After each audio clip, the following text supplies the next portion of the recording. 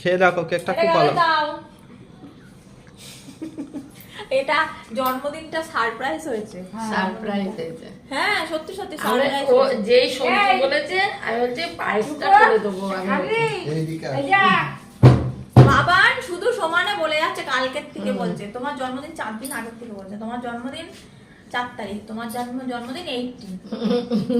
আজকে সকালবেলা বাংলা বৈশাখে 4 তারিখ। আজকে যখন সকালবেলা বাবা যখন বেরোবে, বাবা চিকেন এনেছে, রান্না করছি, বলছে কি তোমার জন্য কি রান্না করবা, তোমার জন্য কি করবা, আমার জন্য কি করবা, আলু ভাত করবা।